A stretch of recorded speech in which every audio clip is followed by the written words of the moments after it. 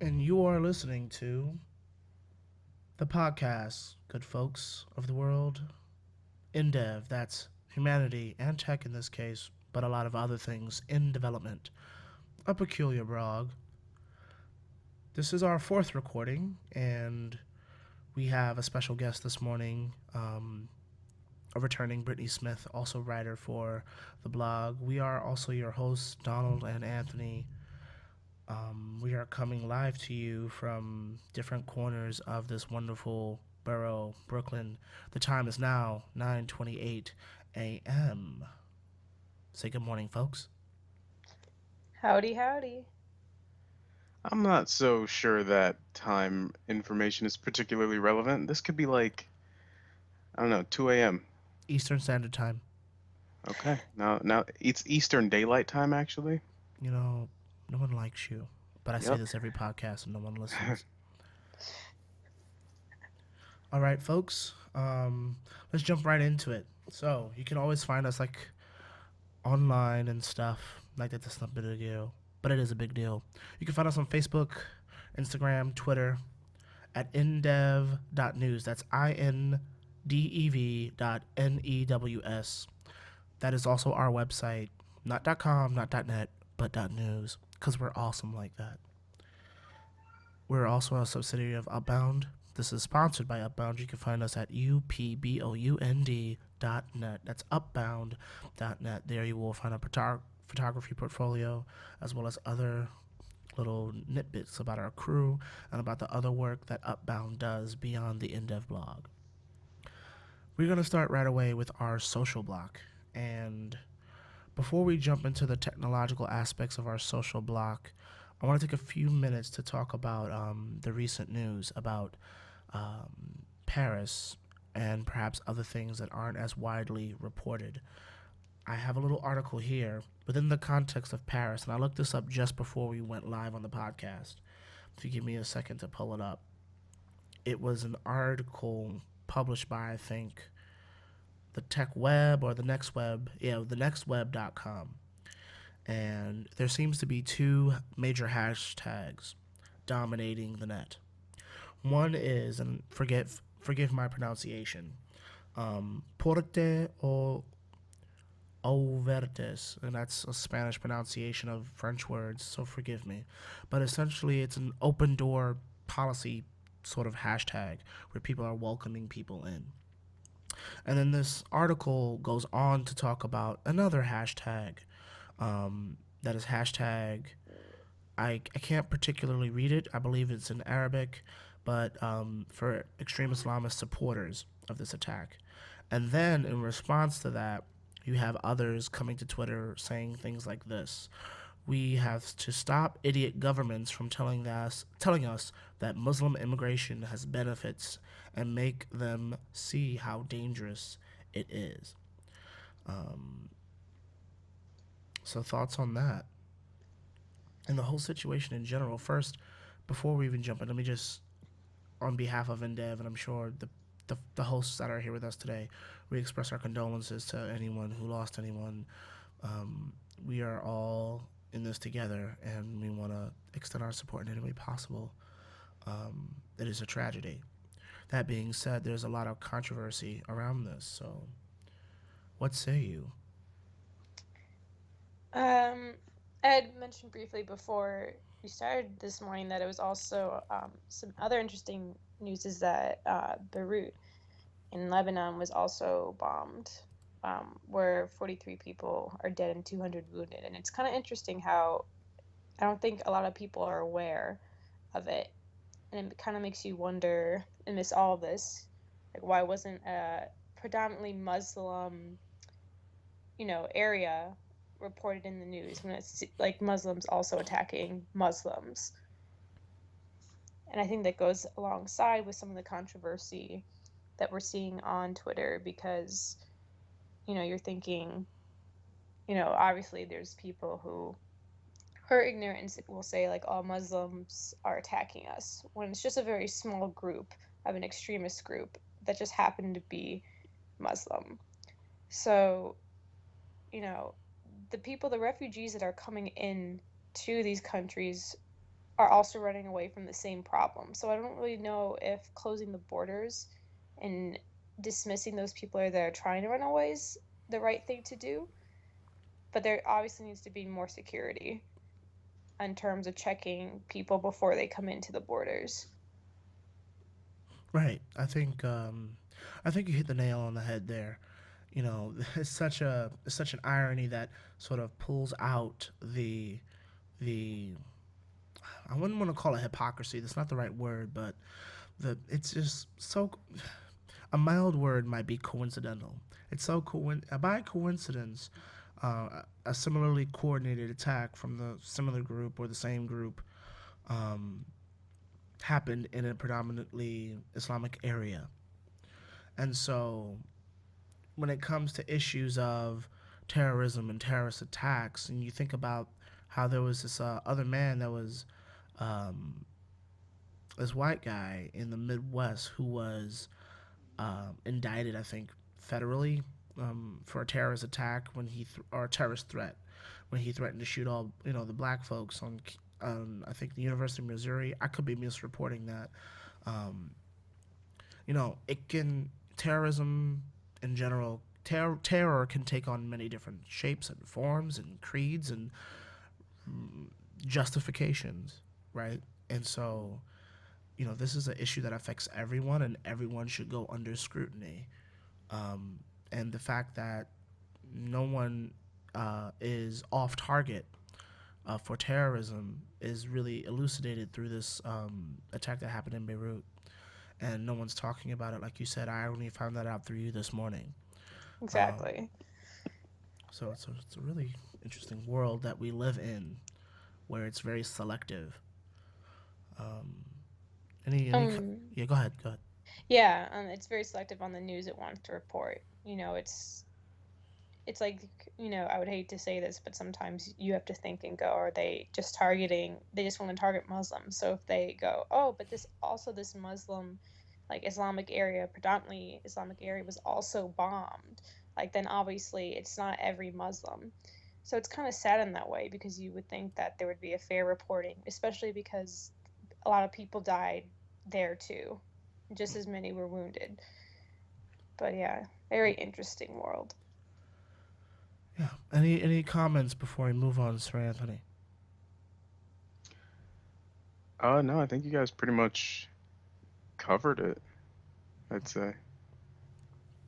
Yeah. Well, again, on behalf of indev.news, we want to just extend our thoughts, if it applies to you, your prayers, and just our condolences to families, to anyone who was affected by this. And in a lot of ways, we were all affected by this. And so, um, this is a blog about humanity and development. And so I thought it was very poignant and prudent for us to touch base about this, even if for a little bit. Our social block is very flexible. As you see, we're going to move very soon into a sort of pseudo technical aspect of our social block. But this is something that we should all keep at the forefront of our minds and our hearts. So, moving forward, um, we have a central question. Does technology make us lazy, or does it promote innovation? I am going to pull up a link that will also be in the rundown notes for this adage that is long quoted, and hopefully one that people try to attribute to a certain S. Birkenridge, a woman that is, as many women in the science field, is not often um, well regarded or regarded at all. But this quote is often attributed to Einstein. And you can look through the article. It's the website that investigates quotes and their validities. But it essentially goes something like this. Of course, you can't find facts for everything. The same is true here. You don't have to know everything. You just have to know enough to work out solutions or methods of attack. Another way of saying that is you just don't know have to know everything. Just know where to find it when you need it. Does that ring true? Or are we just a bunch of handheld device crazed lunatics in compared to our old selves who actually use things like libraries? What say you? Um, as a science technology teacher, it's you know, I think obviously there's pros and cons. Even though I agree with the quote, I do agree, but I do disagree that I think it was a waste of time back in the day to have to like write out a calculus problem when you have a calculator, or if you had to go to the library to look up resources. And we weren't connected in a way like such as today. It would be really hard. We wouldn't know this news really until what, like a newspaper, radio, no technology Right. whatsoever. We'll have to run out and So get the daily news. the Oh, daily God. news, and then God forbid, like you're reading from whose ever bias or point of view. Right. Their So, front cover will be "Boom Boom Goes Paris" because they're so credible. oh yes, great titles. But yes, technology makes us lazy in the fact that I don't think people are more inclined to go outside or try to figure things out. They're just going to try to look it up first. But at the same time, like the same token, that technology also intellectually makes us work our brains more because we're exposed to a lot more opinions. And I think as a whole the world has become a lot more opinionated and problem solving through people more so than that we've seen in the past through strategy in either writing or math. So that's my thoughts. Mm-hmm. Well, I think usually the conversation is framed specifically about modern technology and that modern technology is making people lazier in that way. But when you think about it, technology as a whole, even back to the first spear or axe or, um, early modern man tools, they're all designed to serve one purpose, and that is to solve a problem. And I think regardless of how complex the tool is, being able to use that tool solves a problem. And just because something is made easier by technology, that doesn't necessarily mean you are lazier to do it. Because, of course, we could get rid of all our cars and just walk everywhere, but that is no longer feasible. We could go back to the time before we used technology at all, but that is not a lifestyle that is sustainable at this point. And I think technology fundamentally, and rather than making people lazier, I think it promotes productivity in a way that is essential to a modern society. It's intellectually like stimulating. You're Yeah. working out your brain. Well, I'm gonna play devil's advocate here a little bit, and sort of or philosopher's advocate because I always love to complicate issues. Of course. Of course. So when you say Anthony, right, and I'm gonna bring up a couple of these. When you say it's not sustainable, right, going back to a sort of proto technological humanity, right, and you say it's not sustainable. Well, I would expand and say sustainable to whom and for whom and for what. When you talk about it doesn't make our brains lazy, are we talking about, or when you talk about makes our brain innovative, what is our brain doing in lieu of that? What are we doing when we're not looking up those items? And I think when you talk about habits of mind, there's the idea that humanity always tries to solve problems, and then humanity also tries to use its brain like a muscle. And if I were to draw an analogy between the problem, right, the problem of food and how supermarkets and prepackaged food and not having to even farm anymore, let alone hunt and gather, has led to a place where we don't use our muscles and we have things like gymnasiums, but not for competition, but rather to keep our bodies fit because we don't use them to gather food anymore and to hunt for food. Is there a similar thing going on for our brains? And I would also challenge us to expand our perspective a little bit. I think generally considering, I would consider us, you know, decent intellectuals. You know, you guys ain't too bad. Um, but what about, and this is not disparaging at all, but like your everyday, person who's not necessarily considering the philosophical implications of technology in modern day humanity. You know, Survival of the fittest. oh God. Yeah, I mean, I think we all benefit from technology, whether you're just the average Joe using a smartphone to, a neuroscientist doing research in the field. And you do raise a few good points about, how in particular our shift from agrarian society to just, consumer-based consumption with regard to food at least has put us, at least in the Western world, in a bit of a unfortunate position as far as health.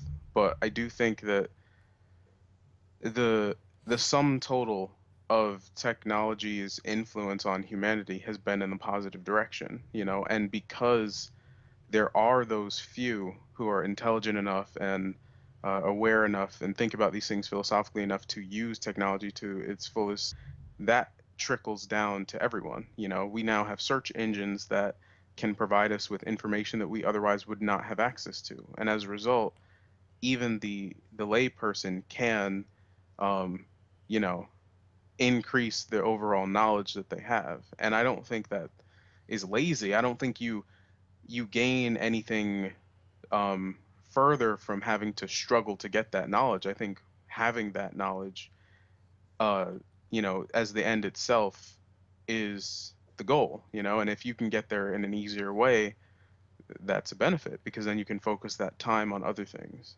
You brought out a word can and versus will. And Britt, I'll challenge you on this because we teach in the same building last year. We taught in the same classroom, and you and I both know that some of those kids just did not have this sort of need to look up stuff. But I bet you if we gave them everyday extended recess or, a credit card to Shake Shack or something like that, a gift card, they would manifest that knowledge of technology and get on a computer and go on Wikipedia and figure it out.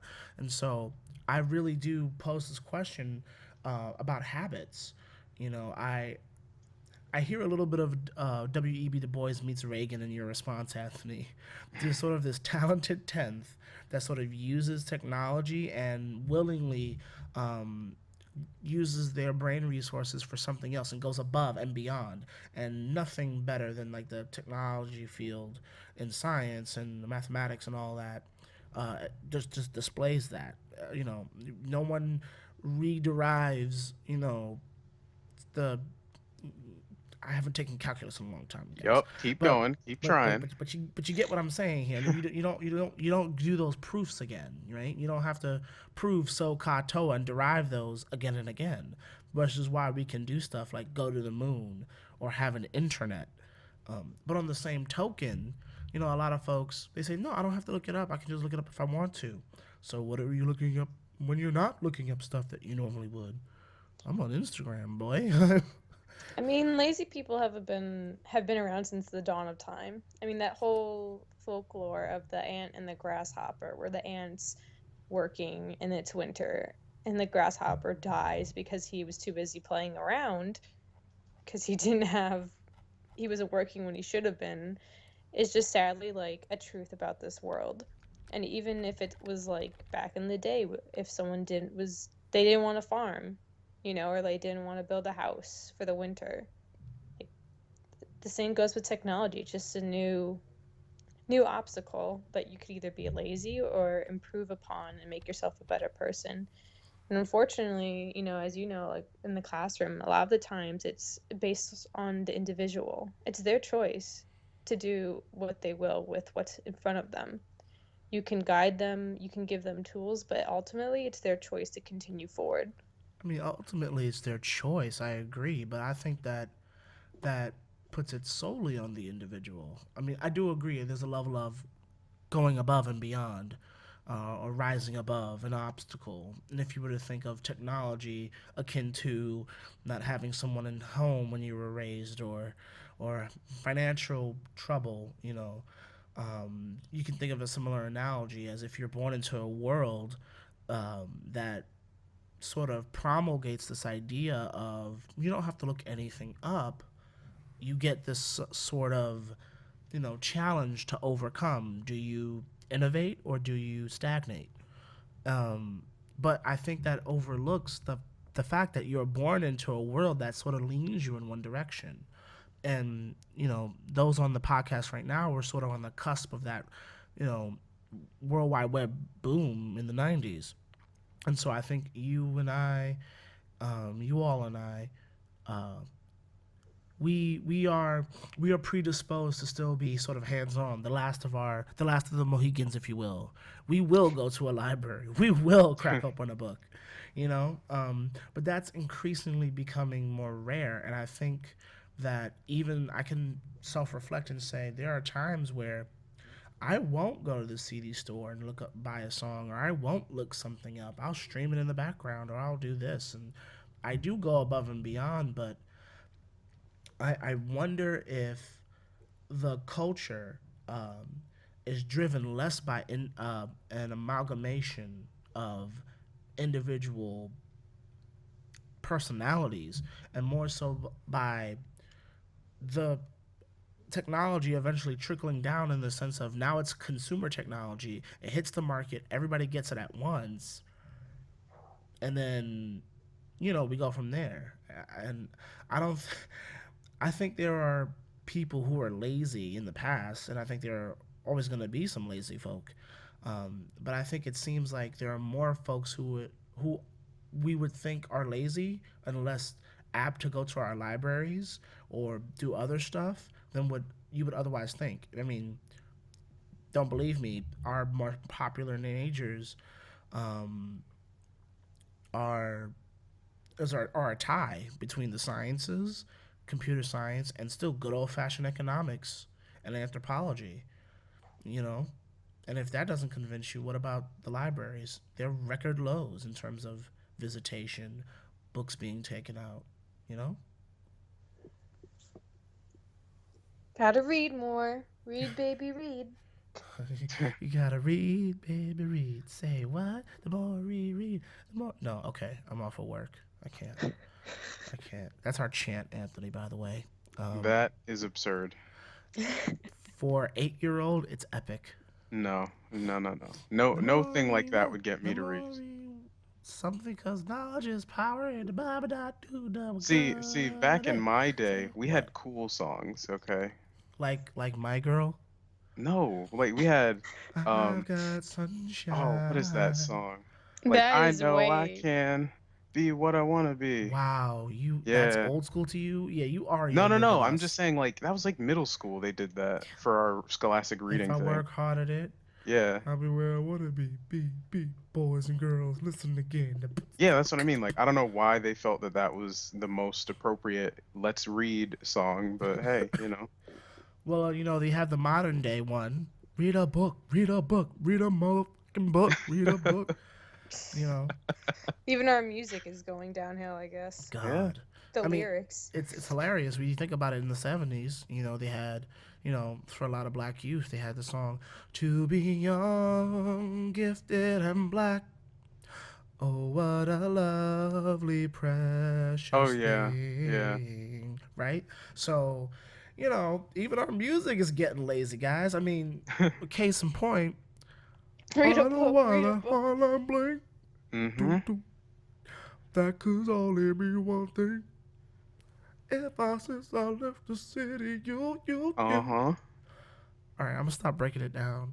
Um, I don't know, guys. I think it's a combination in the end. I think there's a lot of folks out there who, innovate and like innovate like crazy kids who like come up with ideas and they don't have to derive SOHCAHTOA again. It's not just Newton that knows calculus.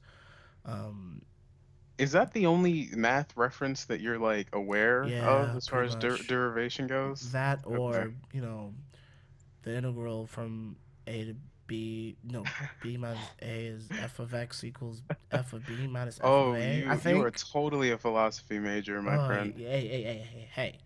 Newton was a philosopher too. Okay, Yeah, but he also, and did, Einstein didn't know his computations. He also looked you at know, light spectrums and yeah. electricity and Look, So, look, something about valence electrons and something about the pH of your mom's face, okay? the pH of your mom's So face. she's very basic. The Oh, nature. Oh, got him. Uh, What? your mom's face has a pH of 14. oh my God, dude. She's the All right, most basic. Wow, that was nerdy. I I actually will think grant you that. that's acidic. No, no, no, no. High That's pHs are basic. basic. Okay. Yeah. Oh, that's a knee slapper. Okay. Let's move on to our game segment here. I think that was a pretty decent conversation. Fruit for thought, get the minds rolling. hmm Um, Did but you say yeah, fruit for thought? fruit for thought. That's good. Food, That's like food.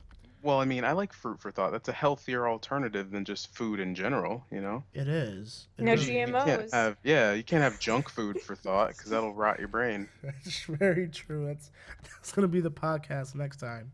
Yeah. Food for thought or fruit for thought? The crisis in the FDA. All right, folks. Let's talk about gaming. So we have Madame Brittany, and she definitely is an anti Microsoft, but she is I would say I'm more individually pro Sony based on my preference of gaming. yes. I mean, that's fair because I think that mostly comes down to like how Japanese do you like your video games, you know? It's not even Japanese. It's more of like it's just single player I mean, yeah, like RPG. they have a lot of strong RPG titles and that's just, a fact. Yeah, everyone's always like, "You like JRPGs?" I'm like, "No, I like games. Most games are usually produced, in Japan, but like The Last Guardian that's coming out, Ico, Shadow of the Colossus are all Sony-based titles, but that's not like a typical RPG. I mean, Yeah, JRPG. that's But true. I would consider Ico and Shadow of the Colossus to be just good RPGs. so how Sony do you like your video games? I'm just How's saying. Hey, Kingdom Hearts 3 is coming out probably for just Sony. When? Cause it's been years. Yeah, but they announced it like two E3s ago, and they just actually released footage. Yeah, I Just Um, remember now. that. When did Kingdom Hearts 2 come out though? 2006, April Exactly. of It's been almost a 2006. decade. That's so crazy to me. I remember when I thought it was a long time since between the first and the second game, and I was in high school when the second game came out, and now I'm like an adult. Old. Yeah. I hope it's a decade's better, cause that's a long. That's like, I mean, if wow. Fallout 4 is any indication of like long times between sequels, it might not be all that great. Oh wait, have you been Uh, playing Fallout 4? Uh, yes. I I haven't jumped on it yet, but I have a handful of people who've played like 38 hours of it since it came out, and they've got some opinions about it. Wait, but Britt, you said you've been playing it.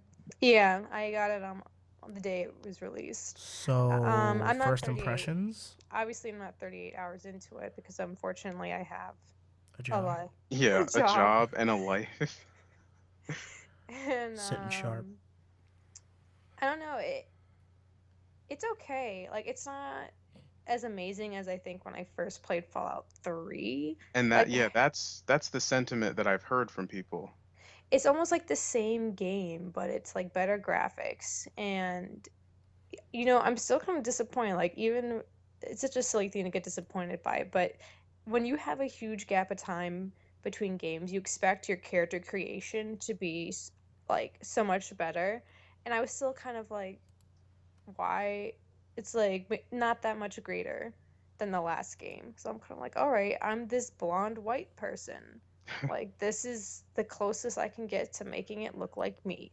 Well, I want to be a pumpkin with legs, so Well, I'm sorry, you will be disappointed by this game. Yeah, darn But it. yeah, I mean, I haven't gotten way into this story, but it just kind of seems like Fallout 3.5 more yeah. than the next Fallout 4. Hmm. Well, let me ask you this. Well, first off, you know what I'm about to say.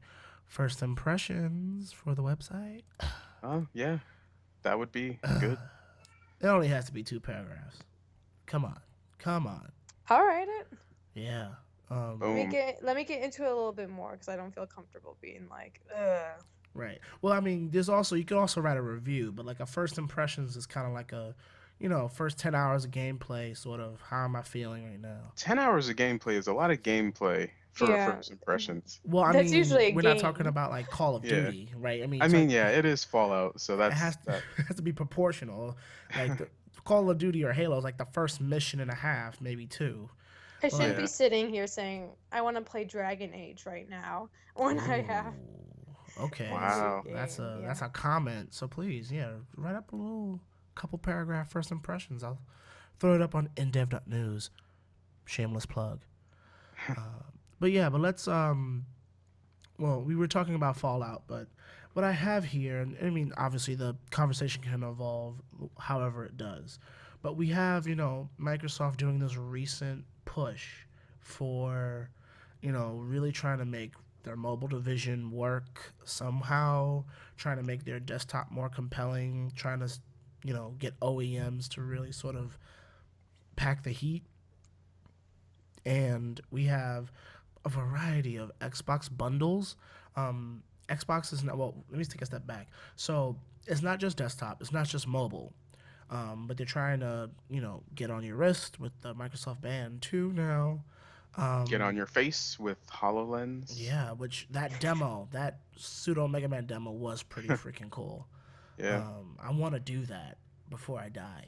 Um, So there's that. You can get to be Mega Man, but then for those who don't have a couple $1,000s for the development kit and a bunch of coding knowledge, you have the Xbox One, and yes, we understand that the UI is horrible, and yes, their APU wasn't necessarily as strong as the PlayStation, so they struggled early on with a lot of just comparative performance stuff, which I have my arguments for.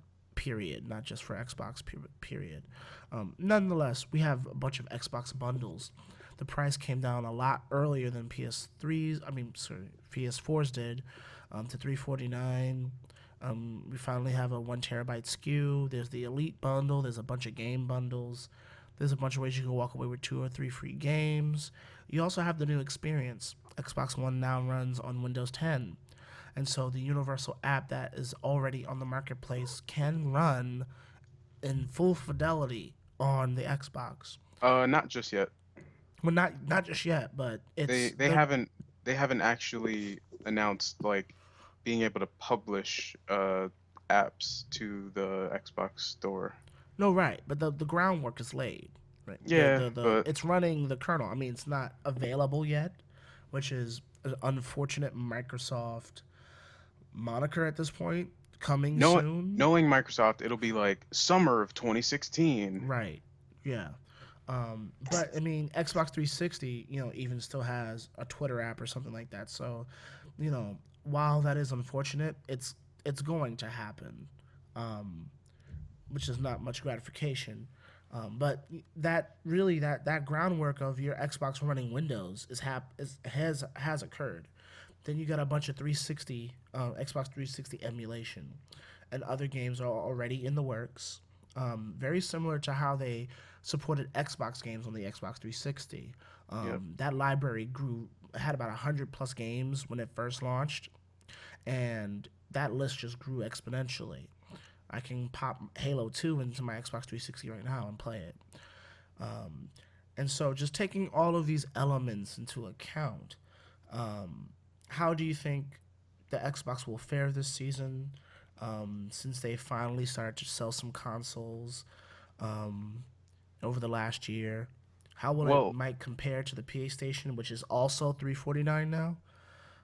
What are your thoughts? well, I have a couple of anecdotes actually.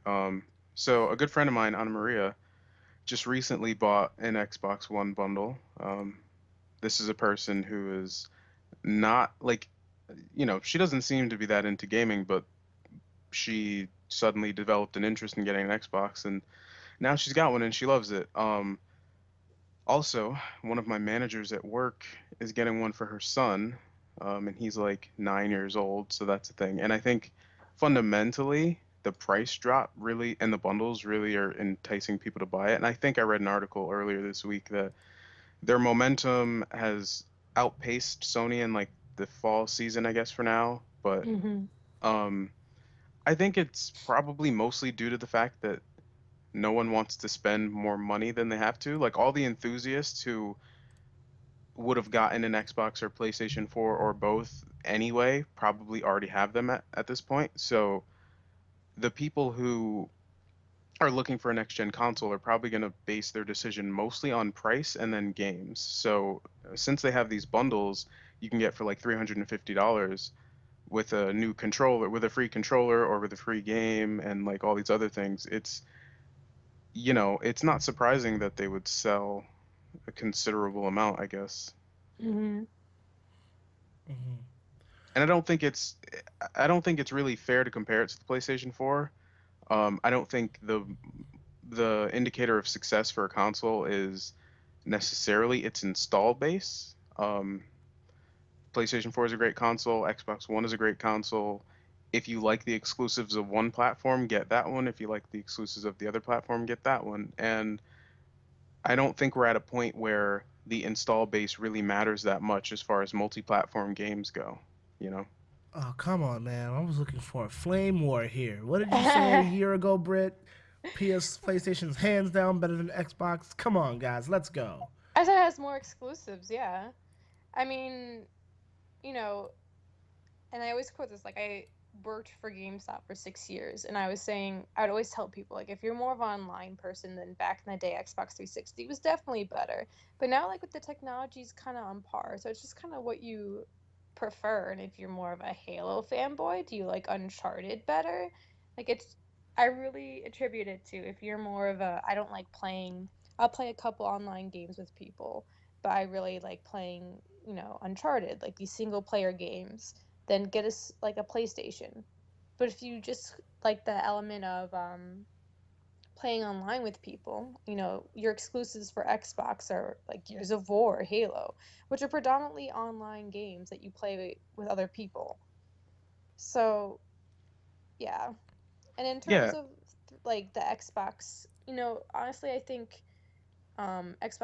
Microsoft is being very strategic this season because I even saw at GameStop for Black Friday, they're actually selling Xbox One bundles for $300, which is $50 wow. below the price, and I would even be compelled to buy something like that.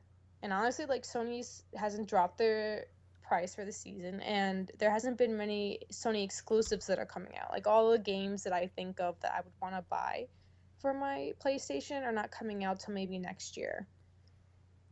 But Yeah. Yeah. I think that's a really fair comparison because like if I want to play Little Big Planet, obviously I'm mhm, not going to be like, "Oh, let me get that Xbox One," That's not a thought process that the consumer would have. And as far as online games go, if I were to get like Destiny, for example, mhm, I have the choice of going with the PlayStation 4 because that has the most complete experience because Bungie, for whatever reason, decided that they're going to go for Sony and all their exclusives. I'm a little salty about that, but even so, if my friends you know, told me to get Destiny were on PlayStation 4, I would be inclined to get that because that's where my friends are. But they were all on Xbox One, and fortunately, I already had them at that point, so I could just get the game for Xbox One and play it with them. So I think it also has to do with what your friends have, where the mhm. friends are playing, because that if you're really focused on online games, that's going to give you the best experience. It's not fun to play online games by yourself, you know. And to be honest, I think out of all the next gen consoles, Wii U Oh yeah, I is completely forgot. like Nintendo. is dominating. Like it's just so funny because Wii was so it was such the hype and it just plummeted. And now like the Wii U is around and I'm like, you know what? I think I play my Wii U on a more regular basis than I do any other console just Yeah, because of it's like the I feel games. bad for the Wii U because it gets left out of the conversation of next gen consoles simply because it doesn't have like multi-platform titles, you know? Yeah, but it's still good. I mean, they have Yeah. those single titles. I mean, they came out with like another Yoshi game. That Zelda, oh my gosh, the new Legend of Zelda, they came out with like a little trailer for it a day Yeah, I did see yesterday. that. Oh, the three color Gorgeous. Zelda. No, the new one that's coming out for the Wii U. Yeah, the RPG, like, well, they're all Open RPGs, but like world. open world, like, yeah, Oh my gosh. I was just my jaw dropped. I'm like, I want it now. Like, but seriously, I was very surprised by the Wii U. A lot of their games are really good. Like better than they were on the Wii. Like even titles like Mario Kart yeah. better on the Wii U. So I mean, you've got Mario Maker, Splatoon, of course, you've got Smash. You know, it's a shame though that the Wii U doesn't get the same kind of coverage. well, I mean, Star Fox is coming out. Isn't it coming out this season? This I holiday don't, season? I don't think so. I thought it was supposed to. I But I thought most mean, of their announcements were for like next spring. oh, but still, Star Fox. Like we haven't had a Yeah, good Star Fox game since Star Fox 64. Like they actually understand now the type of games that people enjoyed playing in their youth, and they're just remaking them with better graphics, and yeah, that's what their fan base primarily is. Primarily is. yeah. Nintendo does nostalgia very, very well. I'm looking up something right now because there is one thing. So I feel like a lot of what you guys are saying boils down to this, right? What games do your friends play? What games do you play? Buy the console that supports those games. And if Okay. you play with your friends more, or if If you you play with your, play, and and I would argue though that like yes, Xbox One, because I'm not just going to say Microsoft. I think their downfall is that I think online games are better on Xbox One just because that's people had 360, and if you had a 360 you probably bought an Xbox One, and it's just kind of like a carrying over of people who like to play online with their friends moving over to the Xbox. But now you have like PC games, and it's almost like with me, if I want to play online with my friends, I will go to my PC first before I buy an Xbox One. It's like Xbox One is almost like a last resort where I'm like, I really want to play the new Halo games. Yeah, I actually sympathize with that. But the problem for me is that most of my friend group that I play games with are a bunch of filthy casuals who don't have PCs capable of playing games. You filthy. So filthy. it's like, Oh God. I mean, They're not well PC rounded. PC Rebel master scum. race, PC master race feelings aside, it sucks. And also Destiny, didn't come out for PC, so that's pretty much a And I can't play it yeah. there. So, And that's probably the best online next gen online yeah, game right now is yeah. Destiny. Yeah, I mean, you guys bring up a lot of good points.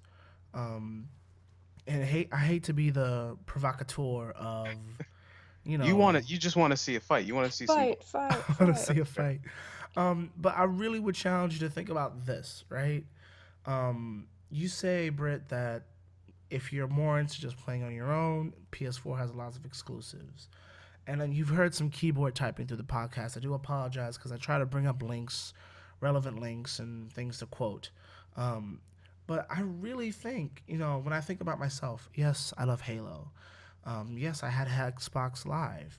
But a lot of the time, I wasted my Xbox Live subscriptions. Even when I had Xbox Live on my Xbox One, and not the Xbox One, but the original Xbox. Yeah. Um, I'm a single player kind of guy, and when I think back to the time when I played Fable, I absolutely love that game. I played the crap out of it. I Yep. thought the graphics were amazing. The story was awesome. Oh The yeah, very that was back offensive. in the day. I mean, back in the day, but I mean, you still have. I mean, Fable admittedly has sort of lost traction in the last couple years, but even up to Fable 3 and Fable 4, while they were mixed reviews, were still solid games that I would clamor to play. And then you have, I mean, Mass Effect, and yes, a lot of this is cross platform, but if it comes down to an issue of exclusive versus not exclusive, I hear sort of two sub arguments. One is PlayStation 4 has more exclusives, and the fact that it comes out of Japan or makes that automatic. But even aside from the melancholy of Haruchi Suzumiya manga video game port, outside of those things that you'll only see at I Comic don't play Con, those games. God, if I only spoke Japanese, because every time I go to Comic Con or Anime Boston or something like that, I'm just like, that's actually kind of awesome. Or like those crossover games that are ridiculously awesome. So Yeah. aside from those, I feel like there's still an argument you're making that PlayStation 4 or Sony in general has more exclusives than Microsoft. That's one argument. And For then single players, yes. or okay, so then because before you said period, so now I'm Well, I hearing. think it is a fact that even just in general that they do, Well, let like me. even if That's you why I'm account for typing here. Microsoft's, multiplayer games, I think they still have more. Let me see. PlayStation 4 Which exclusive. was We're my doing this argument. live, folks. Because I can tell you that Xbox has, the Gears of War franchise, the Halo Halo, franchise. They've got all of the games that they got from Rare, so like Banjo-Kazooie and all that stuff, Conker's Bad Fur Day. which I still Um, consider Nintendo. yeah, yeah, yeah. But hey, they bought it, so it is theirs now. Um, and I honestly can't think of any others. Well, Others, you've got, I'm trying to think of modern games, Fable, but I yeah. don't think that the new one came out yet. Um, No, Fable 3 was the last one, and then they came out with like the Connect version, which yeah, was a flop. What on something journey? Yeah, it God, it was was. bad. Yeah, but it's just one of those things where I will admit, like when it first came out, both of them, Xbox had more exclusives, at least mainstream exclusives like yeah, Fable, KOTOR. Like this was before these games were available on PC. Like they had to be available on Xbox first because yeah, Microsoft owned it.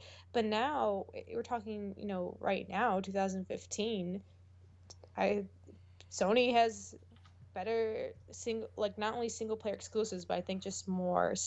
You can't get this game on another platform. All Even right. something like Destiny, like what Anthony was just saying, is that all the expansions are coming out on Sony exclusively. So even though you might play it on Xbox One because your friends are playing it, like there's more content on with Sony. yeah.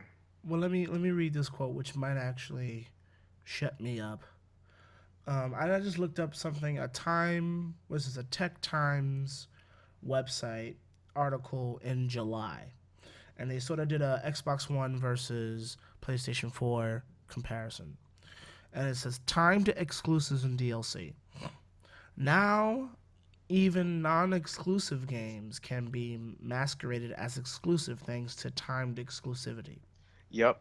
It's annoying to be sure, but there is no question both Microsoft and Sony are more willing to shell out huge amounts of cash to have games and DLC come out on their platforms first. Sony, in particular, has been busy. The company has treated Destiny like for a first party title, with PlayStation gamers getting a number of timed exclusive weapons and missions a year before Xbox One Yeah. By players. timed exclusive, they mean literally entire strikes, missions, weapons that Xbox players could not get for an entire year of Destiny. Like Yeah. an Mm-hmm. entire year, these things were unavailable. Yeah, also I think that's mildly just rude. I It mean, is.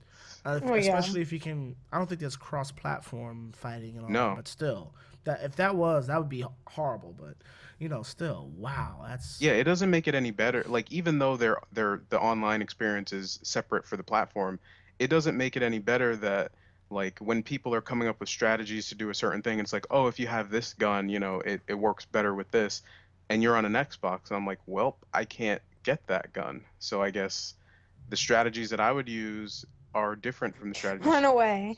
use. Yeah, like I guess this experience is incomplete.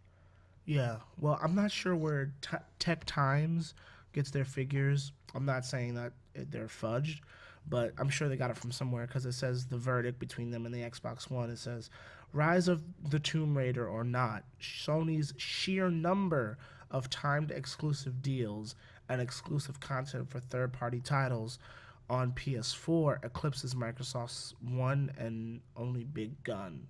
So, I guess the hat is tipped in the favor of Sony in that regard. I would like to look into this further because the whole single player aspect really intrigues me. Mind you, there's a quick blurb on their website that the best Xbox One Black Friday bundle deals as low as $239 at Target, Best Buy, What? GameStop, Wow. Walmart, and Amazon. And That's I just clicked crazy. on that link. That was published on the 12th, and it says that um, there was a recent leak on the Walmart Black Friday flyer, and most of the retailers and whatnot. Let me see. The 1 terabyte Elite bundle will be 450 instead of 500. The Gears of War Ultimate bundle will be 300, along with other 500 gigabyte Xbox games in store. And Target looks like the best deal of all when you're looking at one of their lower price 500 gigabyte bundles, as the retailer is offering the same standard $50 savings as its competitors on the Xbox One Gears of War Ultimate bundle at $299. But the Wow. company is upping the ante big time with a $60 gift card, bringing the constructive price down to 230 freaking nine. That's I crazy. I can't believe because I Imagine bought if you turned mine it, yeah. retail. I retail $400, and then I bought the Master Chief Collection. So that's like 460 something bucks with tax. I could have, like, if I waited a year, I could have gotten the Elite bundle with 1 terabyte with the weird hybrid drive plus the Elite controller for $450, You less than got I paid. I That is mean, even with absolutely This is why I taxes, insane. you're didn't still buy it. what? It's Yeah, crazy. That's Good for absolutely. And me. then the This is thing is great too, news you for get you me. get Gears of War with it, so you get a yeah. game, a Because I admittedly got the violent game, Assassin's but Creed Unity bundle, which came with Black Ooh. Flag and Unity, so I might as well have just gotten, a normal bundle with no games because Tetris. that game was awful. Tetris. Oh my Um, gosh. But yeah, yeah, that's that's well, I mean, even exclusives on like if you think about PS3, Last of Us, Yeah. um, I believe, so no, good. sorry, not be I believe, Beyond, Oh wait, that the follow up to that Beyond Two Heavy Rain Souls? game. no, no, That yeah, was controversial. Actually, I heard people was like, Heavy Beyond Two Souls. Rain, Heavy yeah, Rain, I like, heard was good, Heavy I Rain is mean, great. but these but are all Sony exclusives. I'll give you Yeah. that. Um, I totally believe that Sony has more exclusives just in general. Like that I don't think is really arguable because I mean, it just seems like it. mm, And the kind of news that you hear about their games, they tend to just have more. mm-hmm. Because I can't really think of any Microsoft exclusive games besides Halo, Gears, Fables, like I don't even know, the zombie game, Dead Rising, like there aren't too many of them. Yeah. And And we're all of them talking are all about big titles. they're like online multiplayer. None of Yeah. them are single player. Well, I'm gonna argue the Halo point there, but I mean the other ones for sure. Gears of War has a story. I don't know what the story is, but it Well, has the a story They're was story. not they're not predominantly yeah, based the on story the story story. was decent, but like, the multiplayer is where it's at. Yeah, it is. And the story was pretty deep. Yeah, you're right. The story was decent. And talk about like a post-apocalyptic humanity where Yeah, but when everybody you takes when you steroids. when you when you reminisce on the game, you don't really typically do that on the story. It's more like, oh yeah, the multiplayer was great. Right. But you do on Halo. I'll give Yeah, you that. Halo is a unique balance between the two. Yeah. I Yeah. mean, no one's arguing that Halo's not a good story or a Yeah. good multiplayer, but it's still only one.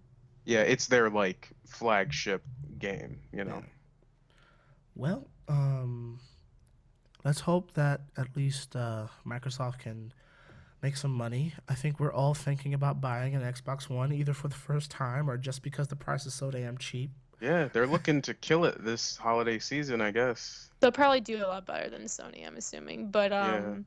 I think the thing too that really bugs me about Xbox One when it came out was how like you thought it had a big hard drive, but you would download. I heard like my friends saying they would download like 3 games and it would be full.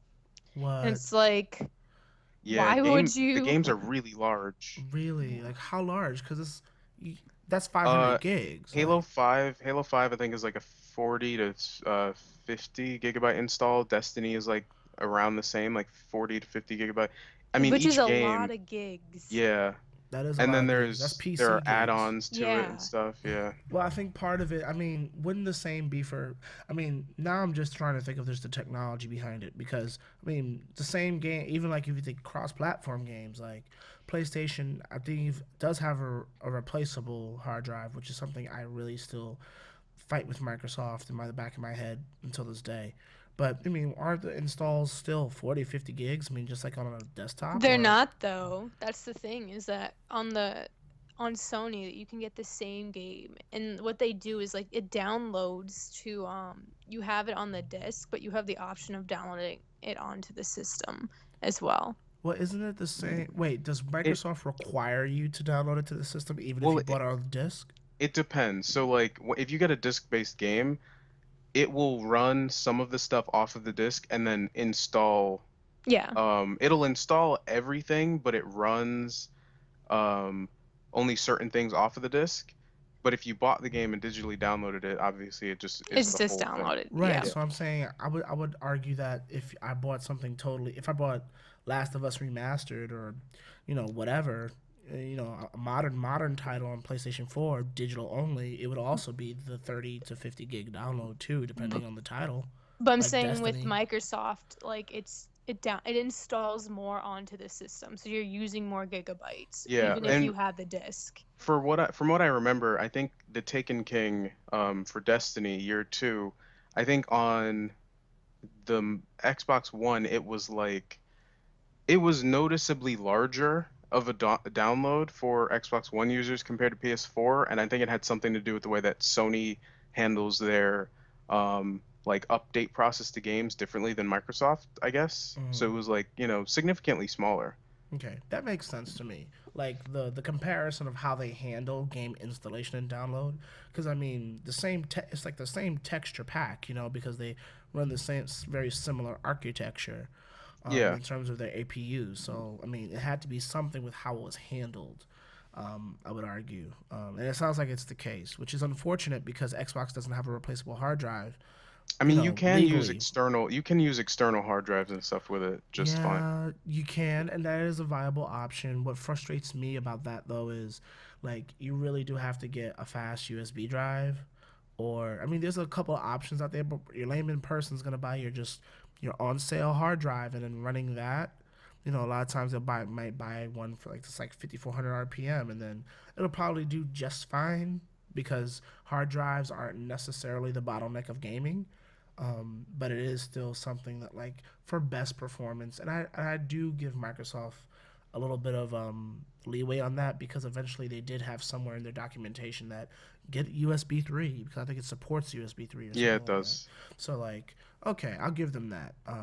But that's still an extra It's still cost, ridiculous. right? Yeah. It's still an extra cost. It's an extra thing. You could probably get one of those really beefy SSD sticks that runs off a USB 3. It has like some NAND flash in there, but it's still expensive. It's still a thing like with But PlayStation. at the same time, buying a replacement hard drive for the PlayStation 4, it arguably would be less expensive, but I mean, It's more you of a could get hassle. yeah, it's more of a hassle to replace it as opposed to plugging in a 500 gigabyte, external enclosed drive, Very So it's true. Very there's a true. trade-off to it for sure. Yeah, there is a I trade just off. think they prioritized ease of use and like cooling and stuff over, really like really tiny features that only a subset of users would like really want to use, Know like how to do. yeah. But again, I would like to compliment Nintendo in this flame because what I really loved about Nintendo is like you hear things like Anthony's, saying, I bought this a year ago and this is how much it was and I didn't get anything. And now like they're for 239 at Target. And like I remember when I bought my 3DS with Nintendo and it was like maybe $200 and then a couple months later like they dropped the price, but in order to help like those people who had paid this much money a couple months prior, they like gave them 13 free games. Wow, And that's it was pretty awesome. like you don't see Microsoft or Sony doing that. Like, yeah, we didn't have anything when you bought this. Too bad for you. Thanks for the money. Whereas Nintendo was actually like, sorry, we've like screwed up. Here, take these Nintendo. games. Yeah, Nintendo seems to really know how to do right by their fans in general, But let you me know. ask you this question real quick, right? Were those games first party titles from the 90s? Yeah, they were pretty good games. Like they were classic SNES games that you And could download onto your yeah, 3DS. and I won't argue that those games aren't epic, but I will say that it's like as part of a profit margin thing. Yeah, I mean they're not giving away, Yeah, It was still, Smash. yeah, but it was still. it was It's a good. nice gesture. It's like it would be nice just to even acknowledge that, their fans would feel some type of way about a price drop that quickly after buying it. It's like, Yeah. okay, we know that you're going to feel, upset about this. So here's our way of offering like a little olive branch. Like, it's okay. Obviously, we're not going to give you a AAA first party title, Mm. but you get something. They did So, do so that though with Mario on Mario Kart 8 when it came out for Wii U, and it wasn't like anything to apologize. They just said if you buy this game, you can download like another game for free onto your system, and it was games like Super Mario World. They were Wow. first party titles just to be like, hey, thanks for buying this game. And I'm like, you know what, Nintendo, you're classy. That's pretty cool. I you give like me free stuff. I like you, Nintendo. Sony, Xbox, I mean Microsoft, give us like Xbox and PlayStation 2 games for free. Or Whereas, Yes. PSP like, games. yeah, Xbox and Sony are like, oh, sorry, here, you need to buy this $50 expansion to have this Yeah. game work now. Well, It's like, that's a developer thing, like the Battlefield and the all that yeah, junk. but the companies aren't complaining. They probably get Yeah. some Because profit they out do of get it. they get a kickback from it. So why they have no incentive to say to a developer, no, you shouldn't do that. It's like, all Yeah, right, that's sure, very it's more money fair. for us. God damn you, capitalism. All right. Well, we did have one last little segment, but we can save that for next time. It's what makes a flagship, and Britt, I would invite you back because for that particular segment, I know you've used the Galaxy, you've used iPhone, and I wouldn't necessarily peg you as the sort of mobile phone or mobile device enthusiast, but you're still, very up on that, and you're very, tech driven. So you would offer a really great objective, almost like an arbiter between what makes a flagship. Because I'm sure Anthony and I will lock hands like Lord of Destruction, It's got Beerus, to be and able to run Goku. Crisis, or I don't care. It's It's gotta be like able to that's what? On it's Crisis got to Run run on my Crisis, crisis. man. phone. Max settings. You That know, was like the pinnacle, like the God, point Yeah. back in the day. Can your computer run Crisis? can it run Yep. Crisis? What is it? Which was like not even a great game. It was just like really Yeah. great It was just super graphics. graphically intensive. Yeah. Their Linus Tech Tips had a I video. saw. Yeah, I did see that video. It's great. They actually run Crisis and Witcher 2 all on max settings on cards, like recent cards, along the entire gaming range, price range. And then they also run some older cards too to see how Yeah. they compare in 2016. So, I Britt, will you look. just say that if I want to play any of these games on my phone in the future, they need to first work on the battery for any type of phone because Ooh. Oh. I don't think running those games it's gonna last very long on either a Do you Galaxy or iPhone. Like, do you care about how thin your phone is? no, like I don't want it to be a beast anymore. But everyone's like, look, it's thinner, and I'm like, I don't care.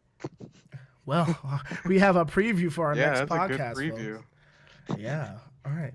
Well, I'm gonna begin to wrap this podcast up. We're into an hour, and as much as I love you, folks, we're gonna say goodbye for a week.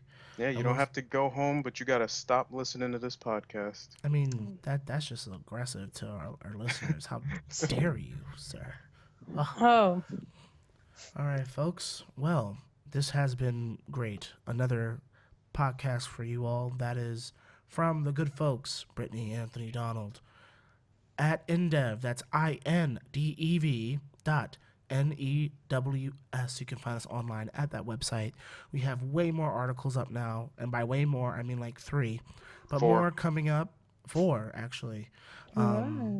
You know, Miss Brittany Smith here will Right, a Fallout write a preview, yes. Fallout. You know, a little, hopefully a little first impressions followed up by a nice little modest review. Halo 5 Guardians is already up. They're short and sweet and good to read. We also have an assortment of other articles for your indulgent. I don't know if that's a word. Indulge in those, if you will, including dual SIM in phones. Where are you? We're also working on some other articles that will be out shortly. Well, I can't speak this morning. And then we also have another article, Microsoft Lumia 640 XL. I finally put up a first impressions, and video is already recorded for full in our first video review. As Ooh. far as the Engadget content, it is late. Apologies. However, that will go up. Anthony and I will be talking about new branding that needs to go in our graphics. That being said, look forward to that content and much more from Indev. That's humanity and other things in development. Thank you and good day.